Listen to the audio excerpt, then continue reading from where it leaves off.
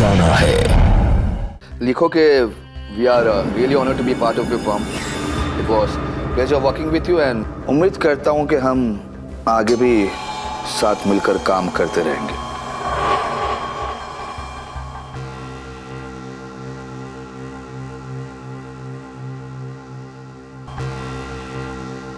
आगे क्या सर? आगे बस धन्यवाद लिख दो। और सुनो, लोकल वर्ड्स यूज मत करना, थोड़े क्लासी वर्ड्स, ताकि डिफरेंट दिखे। Sure sir.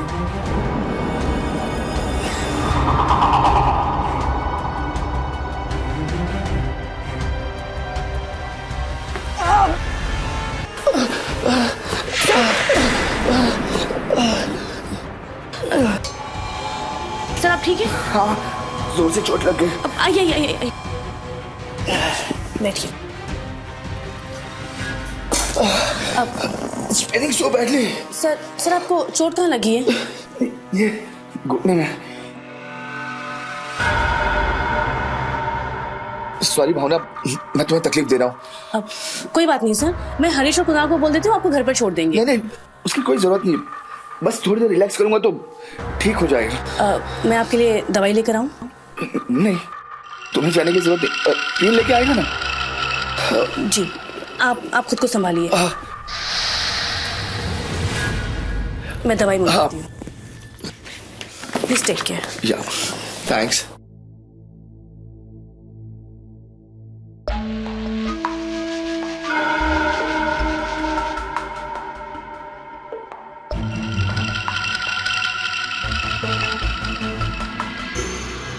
यार वो बहुत चिपकू है।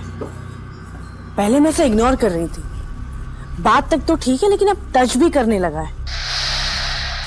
मैं सोच रही हूँ उसकी नौकरी छोड़ दूँ। देख भावना, जल्दबाजी में कोई फैसला मत ले लेना। तू एक काम कर, कुछ दिन उसे पटाकर रख और बाहर नौकरी ढूंढती रहे। मैं भी तेरे लिए ट्राई करती हूँ। अगर कुछ रहेगा ना तो पक्का से तुझे बताती हूँ, ठीक है? ये ठीक रहेगा। अब चल बाय। ठीक है।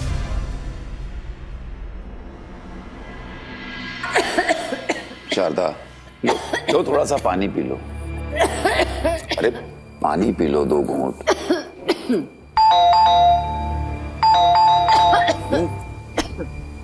ध्यान से।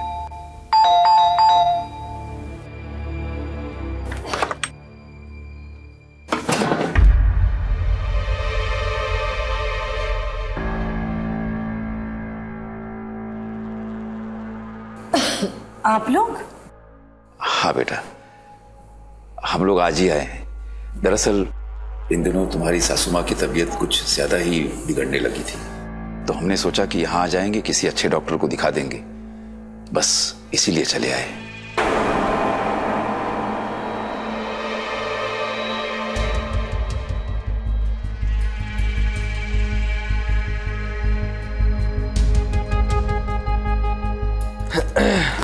क्या है? क्या? तुम्हारे माँ बाप यहाँ क्या कर रहे हैं? अच्छा, वो माँ का इलाज वहाँ अच्छे से नहीं हो पा रहा था, तो बाबूजी उन्हें यहाँ ले आए। तो तुमने मुझसे पूछा भी नहीं? मैंने फोन किया था, तुमने कट कर दिया। देखो मैं काम कर रही थी। अगर मैंने तुम्हारा फोन रिसीव नहीं किया तो तुम मुझे मैसेज नहीं कर सकते थे? ये घर मेरा है, इस घर को मैं चलाती हूँ। मुझसे बिना पूछे यहाँ पर कोई पैसा नहीं लिया जा सकता, समझे तुम?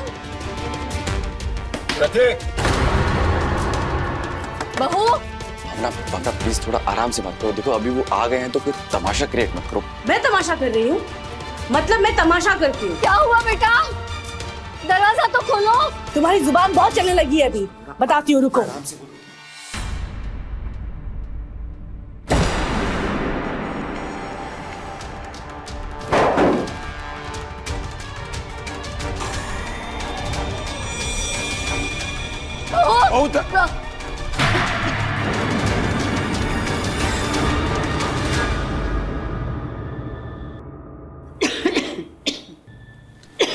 शारदा, कितनी बार कहा है कि अपना भी ध्यान रखा करो। अम्मा, बाबूजी, चाय।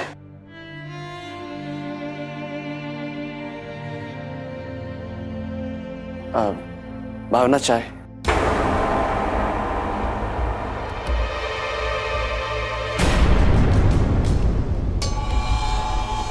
मैं ऑफिस जाके पी लूंगी, तुम अपने माँ बाप को पिलाओ।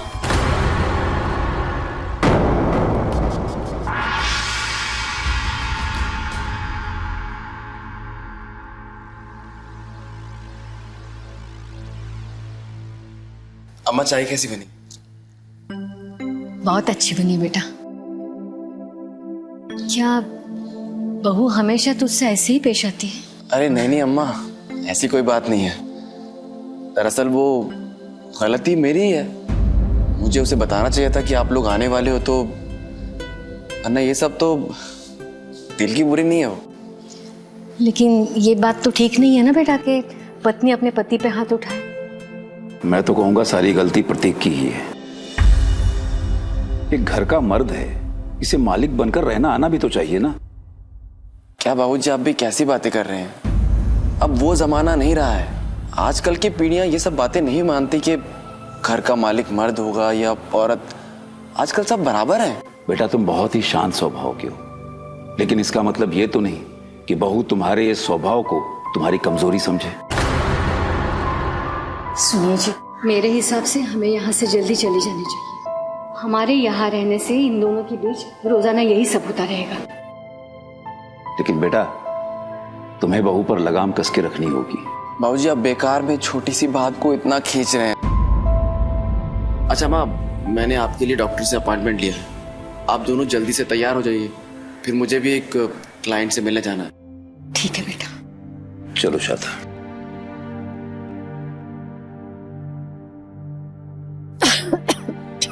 आराम से आराम से।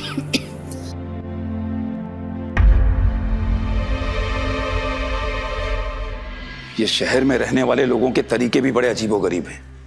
एक तो समय पे आएंगे नहीं और बता के भी नहीं जाएंगे कि आखिर वो घर कब लौटेंगे। पति पत्नी दोनों लापता हैं, पता नहीं कहाँ हैं, कब आएंगे। आप इतना बेचैन क्यों हो रहे हो? आ जाएंगे दोनों। अरे शारदा तो क्या करूं, 10 बज गए हैं, तुम्हारी बहू का अभी तक कोई पता ठिकाना नहीं है।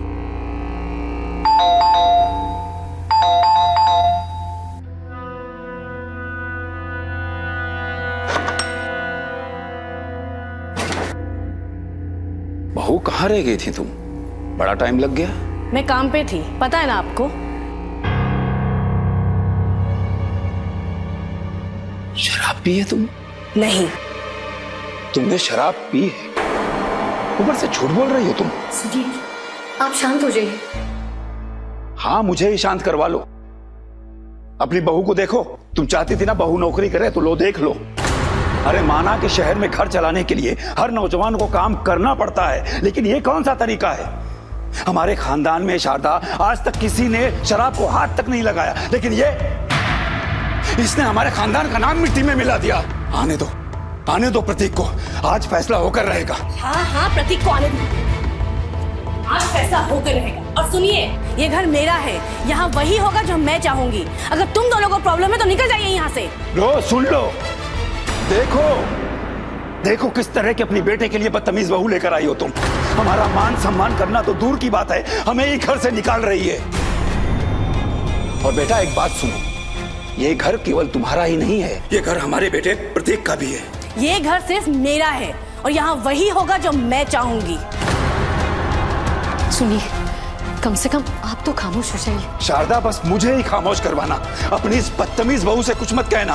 आने दो प्रतीक को, आज या तो ये इस घर में रहेगी या हम रहेंगे। बस ये घर मेरा है, मैं ही इस घर में रहूंगी। निकलोगे तुम दोनों। बहुत हो गया आज, बहुत हो गया। आप रहने दो। अपना सामान लो और निकलो यहाँ से। बहू, हम तुम्हारे सामने हाथ जोड़ते, भगवान के लिए ऐसा मत करो। शारदा, अरे किस कुलक्षणी के सामने हाथ जोड़ रही हो? हाथ जोड़ने की इसके सामने कोई जरूरत नहीं है। अरे ये तो हमारी बहू कहलाने के लायक भी नहीं है। हेलो, कौन सी बहू, कहाँ की बहू? आज से मैं तुम्हारी कुछ नहीं लगती ना तुम दोनों मेरे कुछ लगते हो। अपना सामान उठाओ और निकलो, वरना धक्के मार के निकाल दूंगी।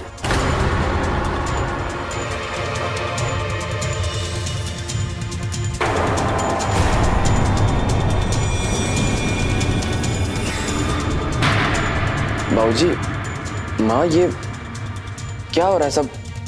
क्या हुआ? पूछो अपनी पत्नी से। तुम्हारे बूढ़े माँ बाप का क्या हाल कर रखा है। खुद तो शराब के नशे में धुत है और हमें कह रही घर से बाहर जाओ।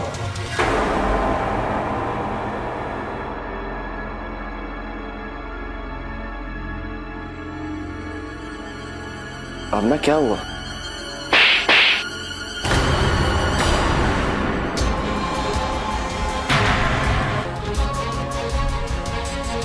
ये सब तुम्हारी वजह से हो रहा है। तुमने मेरी बेइज्जती करने के लिए इन दोनों को बुलाया ना। तुम्हें बहुत मजा आता है मेरी बेइज्जती करवाने में, लेकिन आज मैं नहीं छोड़ूंगी।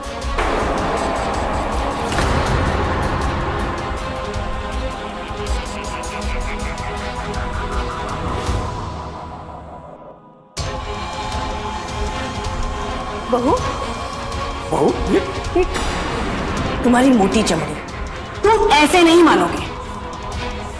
बहू, बहू क्या कर रही हो? छोड़ो। क्या हो गया भावना? तुम पागल हो गई हो? रुको भावना। भावना क्या कर रही हो? क्या कर रही हो? छोड़ो। और सुनो, सवेरे ये दोनों इस घर में दिखने नहीं चाहिए, समझे?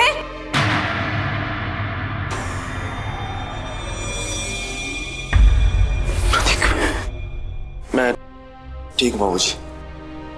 प्रतीक मन से भावना को इतना प्यार करता था कि उसके हर जुल्म को वो खामोशी से सहता रहा। लेकिन प्रतीक के माता पिता यानी कि परशुराम और शारदा अपने बेटे की दुर्दशा से बहुत ही दुखी थे। अगर उनके सामने भावना ने प्रतीक का ये हाल कर रखा है तो उनकी गैर मौजूदगी में उसका क्या हाल होता होगा। इंसान को अपने परिवार की खुशहाली के लिए न जाने क्या क्या सहना पड़ता है, क्या क्या करना पड़ता है। उसी तरह प्रतीक भी अपनी गृहस्थी और अपने परिवार की सलामती के लिए अपनी पत्नी के हर जुल्म को चुपचाप सहता रहा। लेकिन दूसरी ओर भावना इसे प्रतीक की कमजोरी समझती रही। अब देखना यह है कि क्या प्रतीक के माता पिता अपने बेटे की इस कमजोरी को दूर कर पाएंगे। क्या परशुराम अपने बेटे को अपनी बहू की जुल्मों से बचाएंगे। मतलब बात अचानक से इतनी नहीं बढ़ सकती है। इसका मतलब है तू आज तक उसकी गलतियों पर छुपाता है, इसी का नतीजा है ये। तू ही बता मैं क्या करता। तू जानता है ना कि वो कितनी गुस्सैल है। यार मैं डरता था कि वो धमकी देती है कि वो मुझे और मेरे माँ बाबूजी को बर्बाद कर देगी, रोड पे ला देगी, जेल करवा देगी। तो यार विक्की मैं सह लूंगा, सब बर्दाश्त कर लूंगा, आज तक नहीं करूंगा। कि माँ बाबूजी, अरे वो माँ बाबूजी की भी बेइज्जती करती है जो मैं बर्दाश्त नहीं कर सकता। इसलिए बस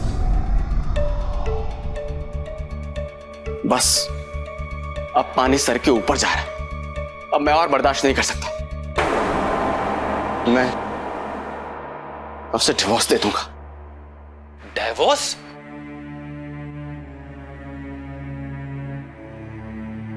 जैसे तेरी बीवी है ना, उस हिसाब से वो पूरे मामले को घुमाना दे।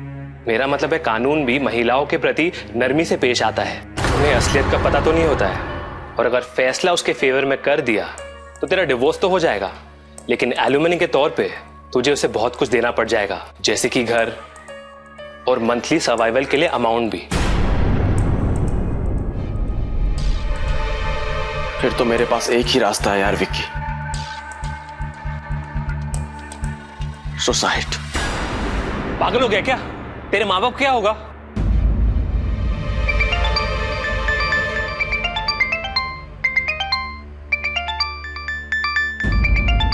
भावना, हेलो। तुमने अपने माता पिता की टिकट कराई?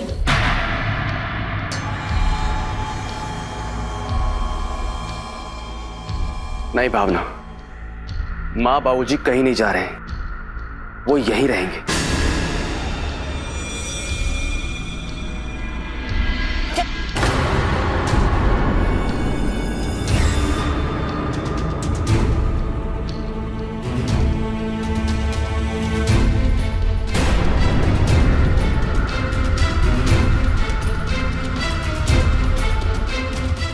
अपने पसंदीदा शो के फुल एपिसोड देखने के लिए अभी डाउनलोड करें दंगल प्ले ऐप।